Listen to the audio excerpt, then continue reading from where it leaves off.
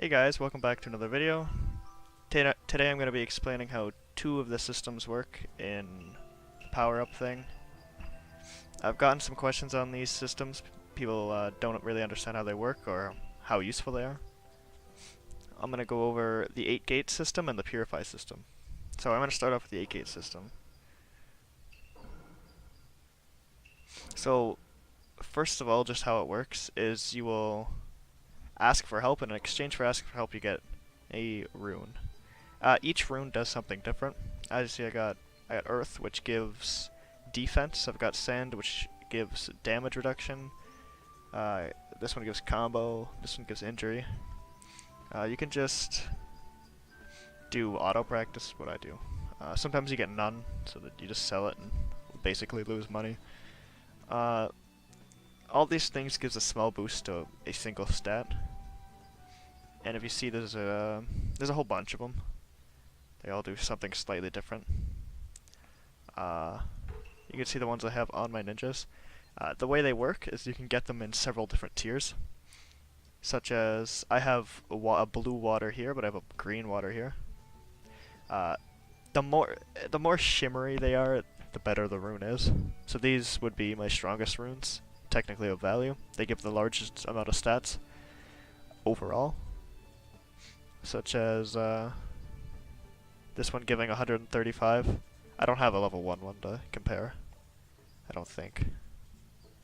Well, I have two Gales, okay, so I have a Gale level 1 that gives 72 combo, but then the level 4 gives 135. If you were to have these same runes but of a smaller value, like blue or just normal green, this level 4 one would have less. So basically, the more shimmery they are, the better they scale. Each ninja should have something that is tailored towards them in the 8 gates, such as something like control. Control will determine if you get debuffed and how often you debuff. I wouldn't put that on my Roshi because it doesn't do anything. It'd be useless.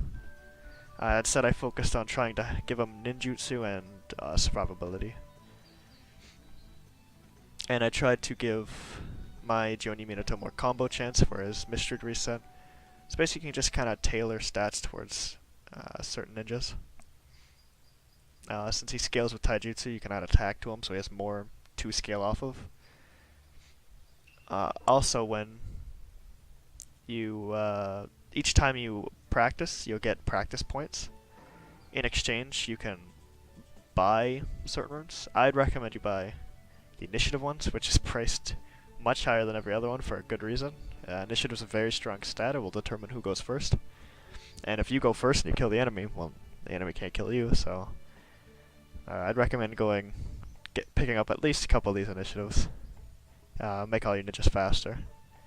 But you also have the very high level ones over here. The next system we're going to be going over is the Purify system. So, the Purify system's kind of confusing. I don't think it's very well explained for someone who's newer. Basically, I'm going to try to find a good one to change just to show.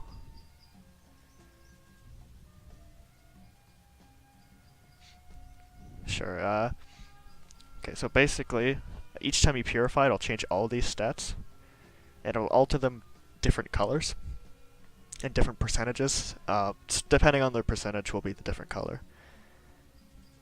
It goes white, green, blue, purple, orange in scales of rarity. So if you have a green or a blue, you probably don't want to keep those. If you have white, you don't want to keep these.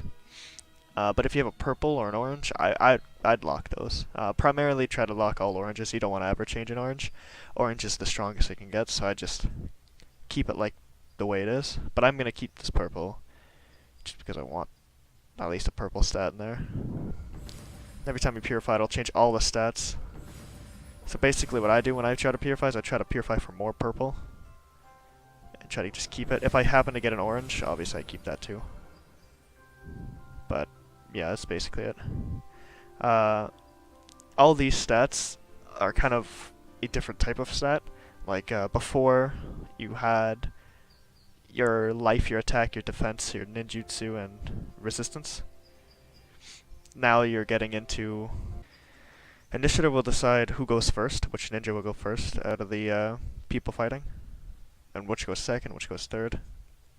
Critical will say how often you crit and how many times you're getting crit. Injury determines how much crit damage you do to somebody and how much you receive. Combo is how likely you are to be comboed and how likely you are to combo them. So the higher, the less chance you're going to be, and the more chance they're going to be. And control is the rate of your controlling effects succeeding and when you get hit by a control effect, if it stays or not. Controlling effects are things like sleep, chaos, acupuncture, immobile, those type of things. And all these stats actually do matter a whole bunch. They're a little harder to